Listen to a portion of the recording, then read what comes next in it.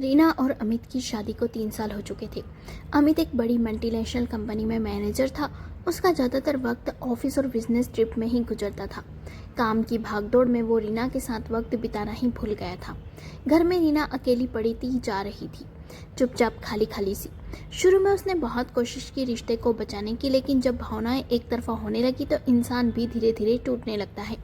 इसी अकेलेपन के दौर में रीना की जिंदगी में आया विक्रांत, अमित का छोटा चचेरा भाई। लंबा, स्मार्ट, हाजिर जवाब और बहुत ध्यान रखने वाला। विक्रांत अक्सर घर आता जाता रहता था। शुरू में सिर्फ हंसी मजाक था, फिर बातों में अपनापन आ गया। अपनापन धीरे धीरे नजदीकियों में बदल गया और फिर रिश्तों की मर्यादाएं टूट गई। अब दोनों के लिए अमित एक दीवार बन चुका था जिसे हटाना जरूरी लगने लगा था। एक शाम विक्रांत ने धीरे से कहा, रीना, अगर हम भैया को बीच में से हटा दें तो हमारी जिंदगी आसान हो जाएगी। तुम विधवा हो जाओगी और मैं तुमसे शादी कर लूंगा।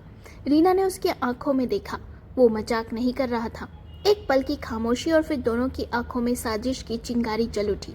रात के ठीक 12 बजे विक्रांत पीछे के दरवाजे से घर में दाखिल हुआ। रीना ने अमित के दूध में नींद की दवा मिला दी।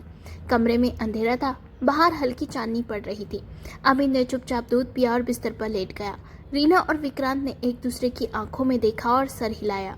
विक्रांत धीरे धीरे बिस्तर की ओर बढ़ा और अचानक से लाइट जल गई। अमित बिस्तर पर लेटा नहीं, वो बैठा हुआ था और पूरी तरह होश में था। उसके चेहरे पर डर नहीं बल्कि एक रहस्यमयी मुस्कान थी।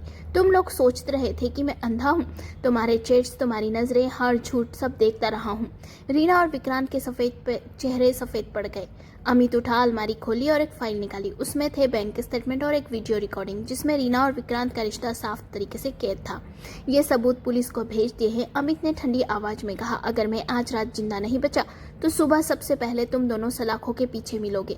रीना कांपते स्वर में बोली, अमित, हमसे गलती हो गई। विक्रांत की आंखें नीचे थी। वो जान चुका था कि बाजी उसके हाथ से निकल चुकी है। अमित ने दरवाजे की ओर देखा और कहा, रीना, अब से हमारा रिश्ता सिर्फ कागजों पर है और विक्रांत तो मेरा भाई कभी था ही नहीं।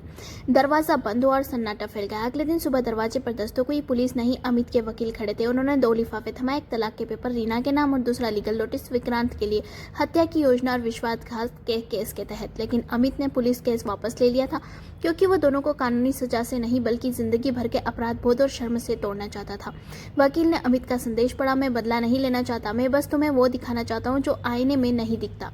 तुम्हारा असली चेहरा अब हर सुबह तुम खुद को देखोगे और नफरत करोगे। रीना को तलाक मिल गया। मायके में भी तिरस्कार और चुप्पी उसका इंतजार कर रही थी। विक्रांत को घर से निकाल दिया गया। उसकी प्रॉपर्टी की हिस्सेदारी भी अमित ने खत्म करवा दी। अमित ने ट्रांसफर लेकर नए शहर में नई जिंदगी शुरू की। साफ मन और साफ रास्ता। जो परछाइयों में खेलते हैं, उजालों में उनकी सच्चाइयां सामने आ ही जाती है।